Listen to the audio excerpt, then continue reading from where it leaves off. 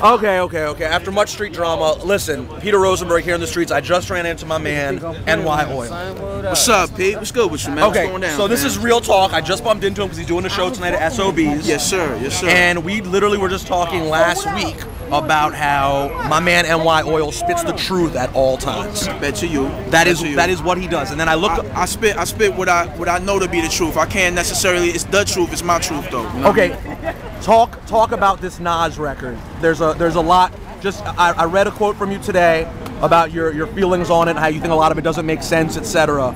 But you're an artist who speaks truth with you're thoughtful about it. You're thoughtful with it. Talk to us about this record. All right. Well, look, man. Here's the thing, B. I'm not trying to be nobody's lyric Nazi. Do what you do. You know what I'm saying? But so there's a certain point when you represent a higher ideal. When people have an expectation of you that is transcendent. You're not just some dude that's spitting a high 16. What you say is going to dictate how other cats rock and how they react.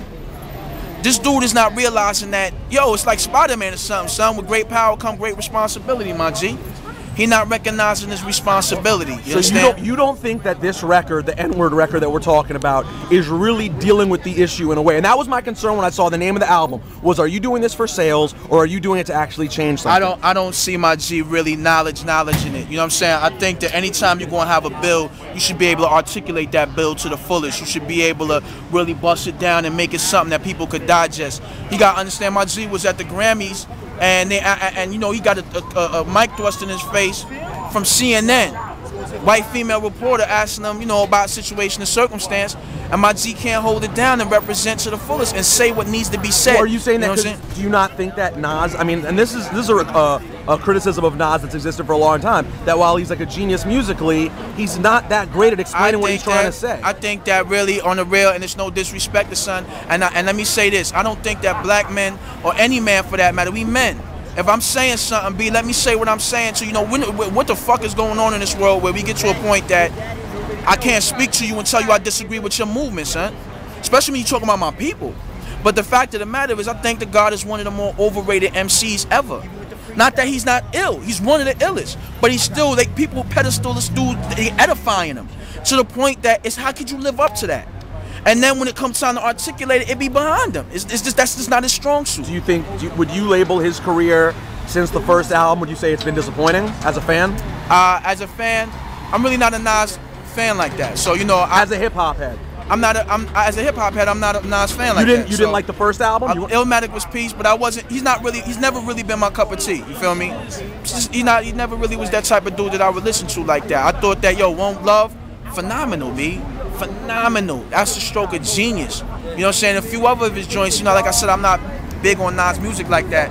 But, you know, when you look at his full body of work, I think that, he's gotten a lot of traction off of Illmatic that maybe is not allowing him to be able to be a regular MC and just do what he do, man. Okay, real quick, changing topics real quick. Tonight, Obama, Hillary, major night. Duck down in the building. Shucky Ducky. We'll get to you. Obama.